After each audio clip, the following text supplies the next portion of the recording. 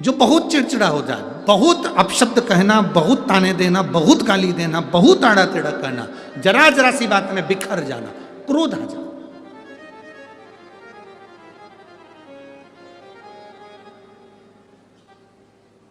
श्वेत पुष्प, सफेद पुष्प बेलपत्री के साथ जब देवाधिदेव ने महादेव के ऊपर समर्पित करा जाता है, थोड़ी देर चढ़े रहने के बाद बेलपत्र और श्वेत पुष्प में से सफेद पुष्प उठाकर बेलपत्री के वृक्ष के नीचे समर्पित कर दिया जाता है, जो शिवलिंग पे चढ़ाया गया, और उसका एक श्वेत पुष्प उठाकर शिव का चढ़ा हुआ बेलपत्री के वृक्ष के नीचे समर्पित कर दिया जाता है।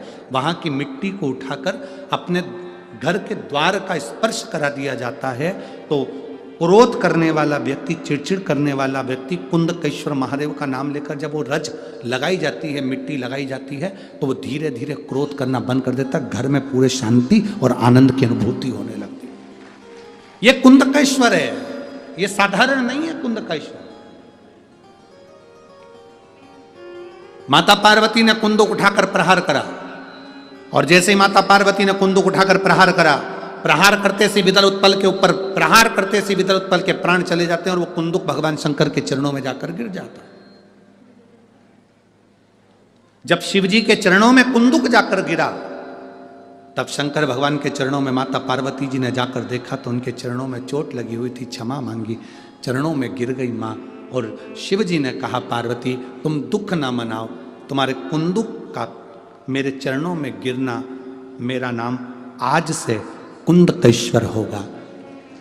पार्वती, मेरे चरणों में कुंदुक का प्रहार हुआ और मेरा नाम कुंदकेश्वर हुआ।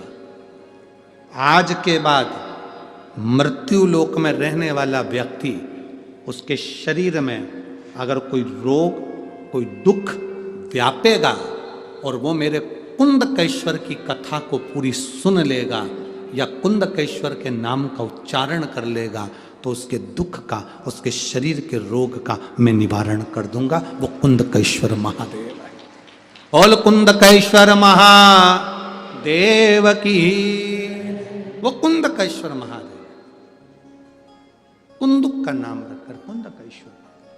आपसे निवेदन, कभी आपको लगे कि दवाई औषधि काम नहीं कर रही, आप कुंदकेश्वर का नाम लीजिए। भक्ति का दिखावा नहीं होना चाहिए। हम चंदन का तिलक लगाएंगे तो हम भक्त कहलाएंगे, ना ना ना बाबा, हमारे यहाँ शिव महापुराण की कथा कहती है ये भक्ति का दिखावा नहीं। हम माला पकड़कर बैठे रहेंगे 24 घंटे तो भक्त कहलाएंगे, ना ना ना ना, ये भक्ति नहीं है हमारा। लोग आपसे कहें कि मंदिर में जाने से पहले तुमको कपड़ा बदलना पड़ेगा, मंदिर में जाने के लिए तुम्हें इस कलर का कपड़ा पहनना पड़ेगा, तुम्हें भगवान को पाने के लिए सफेद कपड़ा पहनना पड़ेगा, तुम्हें भगवान को पाने के लिए लाल कलर का कपड़ा पहनना पड़ेगा, तुम्हें भगवान को पाने के लिए ये वाले कलर का कपड़ा पहनना पड़ेगा, तो उसको समझा देना, मेरा महादेव कपड़े बदलने से कभी प्रसन्न नहीं होता, मेरा महादेव कलेजा बदलने से प्रसन्न हो जाता है। कपड़ा बदलने से कभी परमात्मा प्रसन्न नहीं हुआ। आप जिंदगी में कितने भी कपड़े चेंज कर लो, भगवान को तुम्हारे कपड़े से कोई मतलब नहीं है। उसने तो एक कपड़ा तुम्हें देकर भेज दिया, वो कपड़ा तुम्हारा इतना जोरदार है, वो तन तुम्हारा शरीर इतना जोरदार है। भगवान ने कहा जो कपड़ा मैंने तुझे पहना कर भेजा है, बस इस कपड़े को तू मेला मत होने देना, इस कपड़े को तू गंदा मत होने देना। ये जो मैंने तुझे कपड़ा दिया है ये साधारण कपड़ा नहीं है, इसको गंदा मत होने दो। तुम जिस कपड़े को पहने रहते हो वो कपड़ा गंदा हो जाता है, कोई गंदा करके चले जाता है तो तुम्हें गुस्सा आएगा कि नहीं आएगा? चलो जाने दो, तुम यहाँ बैठे हो, कोई चाय की ट्रे लेकर आया और तुम्हारे ऊपर ढोल दे, तुम्हें गुस्सा आएगा कि नहीं आएगा? बोलो बोलो, जम के बोलो जरा। कोई शरबत लेकर आया, यहाँ पर तुम्हारे ऊपर ढोल दे, तुम्हारे कपड़े गंदे कर दे, तुम्हें गुस्सा आएगा कि नहीं आएगा? तुम्हारा कपड़ा किसी ने गंदा करा तो तुम्हें क्रोध आ गया। और तुम्हारे घर में बैठकर कोई तुम्हारा समय गंदा कर कर जाता है, बैठकर दिन भर निंदा कर कर जाता है, अपशब्द कहकर जाता है, गालियां देकर जाता है, आड़ा टेढ़ा बोलकर जाता है, निंदा पर निंदा कर कर जाता है, तुम्हारे समय को बर्बाद कर कर जाता है, तो तुम्हें क्रोध क्यों नहीं आता? कपड़ा गंदा करा किसी ने तो तुम्हें क्रोध आ जाता है। तुम्हारा समय गंदा नहीं होना चाहिए। भगवान ने जो 21,000 21,600 श्वास मेरे परमात्मा ने प्रतिदिन तुमको निकलने के लिए दी है। ये 21,600 श्वास तुम्हारी व्यर्थ नहीं जाना चाहिए। 3.5 करोड़ रोम छिद्र परमात्मा ने जो दिए हैं, ये भगवत भजन के लिए दिए हैं, ये गंदे नहीं होना चाहिए। 21,600 श्वास में से कुछ श्वास सोने में निकल गई, कुछ श्वास वैसे ही निकल गई, पर तुम्हारी श्वास गंदी मत होने देना। इन श्वासों को निंदा में, चुगली में, गाली में, अपशब्द में, क्रोध में जाने मत देना। इन श्वासों को संजोकर परमात्मा की भक्ति में लगाना। शरीर का कपड़ा गंदा होगा, चल जाएगा। घर गंदा होगा, चल जाएगा। छत गंदी होगी, चल जाएगा। कुछ जगह गंदी होगी, चल जाएगा, पर इस मन को कभी गंदा मत होने देना। इस मन को स्वच्छ बनाकर रखना, क्योंकि परमात्मा इसी में प्रवेश करता है, भगवान इसी में प्रवेश करता है। उसके भरोसे चलोगे तो जीवन में सुख का अनुभव करोगे। अनुभव। हाँ, भटकोगे तो कोई भरोसा नहीं, कोई भरोसा नहीं। हिम्मत मत छोड़ो। वृक्ष देखना, पेड़ को देखो, वृक्ष को देखो। एक मौसम आता है, वृक्ष की पूरी पत्तियां गिर जाती है। बोलो सही है कि गलत है? एक मौसम आता है, वृक्ष पर बहुत सारे फूल लगते हैं, बाद में वो फूल टूट जाते हैं। बोलो बोलो, बोलते जाओ, सही है? एक समय ऐसा आता है कि पूरा वृक्ष एकदम वीराना हो जाता है, वीराना। पर जो उसकी जड़ होती है ना, पत्ती कितनी भी गिर जाए, फूल कितना भी गिर जाए, जड़ अफसोस नहीं करती। उसको मालूम है अगर मैं हिम्मत करूंगी तो वापिस पत्ती आएगी और वापिस फूल आएगा। पत्ती भी वापिस आएगी और फूल भी वापिस आएगा। हिम्मत मत हारो। वृक्ष, जड़ हिम्मत नहीं हारती, वो दबी रहती है, पानी लेती रहती है। आखिरी में उस पत्ती को वापिस आना पड़ता है, और फूल को भी आना पड़ता है, और फल को भी आना पड़ता है। उसकी हिम्मत उसमें नहीं। कोई ने कह दिया तुम्हारी नौकरी नहीं लगेगी, कोई ने कह दिया तुम्हारी बीमारी ठीक नहीं होगी, कोई ने कह दिया तेरा लीवर कभी बेकार हो गया, ठीक नहीं होगा। इसमें लिखा उस बहन ने 5 साल लीवर बेकार हो, डॉक्टर ने कह दिया 2 से 3 महीने की जिंदगी, बस 3 महीना बहुत हो गया। तो क्या हम मान लेंगे कि हमें मरना है? हम मान ले कि हम मर गए ना। इतनी जल्दी हिम्मत नहीं हारना। इतनी जल्दी अगर हिम्मत हार गए तो काहे की जिंदगी फिर आपकी। भटिंडा पंजाब की कथा से एक सीख लेकर जाना। भले मैं छोटा काम करूं, बड़ा काम करूं, पर मैं मेहनत करूंगा। दुनिया हंसेगी ना, हंसने दो। कुबेरेश्वर बाबा का नाम लेकर, कुबेर भंडारी का नाम लेकर इतनी मेहनत करूंगा कि एक दिन मैं भी अपना पत्र लिखकर व्यासपीठ पर भेजूंगा कि मेरा भी व्यापार मेरे बाबा ने संभाल लिया। कर्जा हो गया, कई लोग कहते हैं मेरा बहुत कर्जा हो गया, मैं मर जाऊं तो अच्छा। काहे को मरना? तुम मर जाओगे तो कर्जा खत्म हो जाएगा।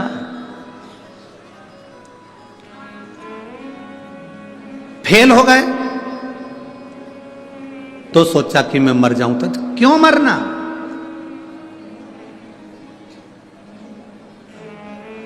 आज सीए का रिजल्ट आया है। आज सीए का रिजल्ट आया है। आशीष के पास इतने मैसेज आए हैं कि बाबा ने हमारे बेटे को पास कर दिया, हमारी बेटी को पास कर दिया। कोई प्रसन्न हो रहा है, कोई आनंद में डूब रहा है। जो बेटे, जो बेटियां सीए में सिलेक्ट हो गए, पास हो गए, हम उनको बधाई देते हैं।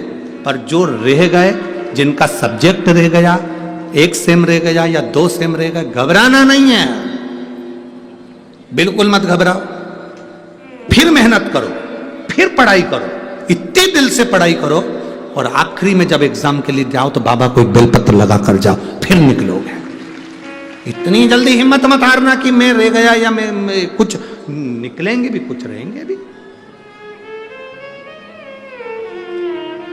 पेड़, वृक्ष की जड़ अगर सोच ले कि मेरे ऊपर फूल नहीं है, मेरे ऊपर पत्ती नहीं है, अब तो मैं रेहूं नहीं तो अच्छा, सूख जाऊं तो अच्छा, नहीं। उसका बल देखिए, वापिस पत्ती लेकर आ जाती है, वापिस फूल लेकर आ जाती है, पानी को रखती है, जड़ डोलती नहीं है, विश्वास मजबूत रखती है। दुख आएगा, ऐसा संसार में कोई नहीं जन्मा जिसको दुख नहीं आएगा।